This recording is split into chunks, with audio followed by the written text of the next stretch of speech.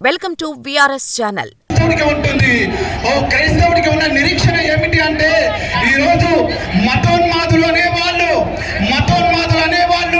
మానవ మృగాలుగా ఉండి ఒక తోటి మనిషిని చూడకుండా చంపేస్తూ స్వార్థ కట్టుబడుతున్న వాళ్ళు ఈరోజు మనిషిని చంపాము అని చెప్పి మురిసిపోతుండొచ్చు, కానీ ఆ మనిషి చచ్చిన తర్వాత బ్రతుకుతాడు అనే ఒక నిరీక్షణ ఒక క్రైస్తవుడికి ఉన్నది. కాబట్టి ఈరోజు యావత్తు క్రైస్తవ సమాజం మొత్తము సంతోషముతో గంతులు వేస్తూ దేవుని వాక్యాన్ని ప్రకటిస్తూ ఇంతటి ఒక పెళ్లిలాగా ఊరేగిపోతూ వెళ్తున్నాము. ఎందుకు తెలుసా? ఒక ఆనందం మాకున్నది, ఒక సంతోషం మాకున్నది.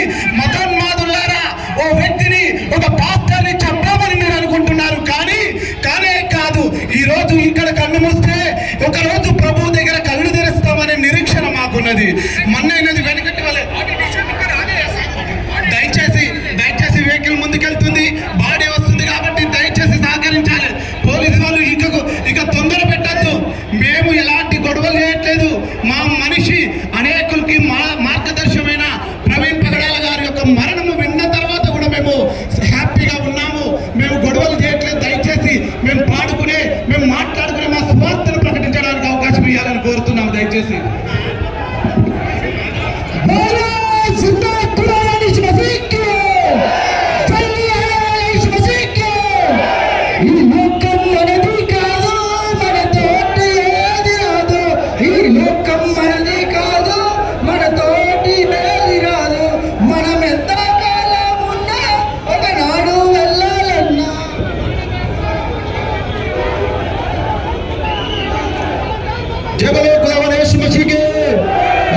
రాజుకే ప్రభుకే పాపం పోవాలంటే యేసును నమ్మాలి. పాపం పోవాలంటే మోక్షం దొరకాలంటే యేసే మార్గం, యేసే జీవం, యేసే సత్యం.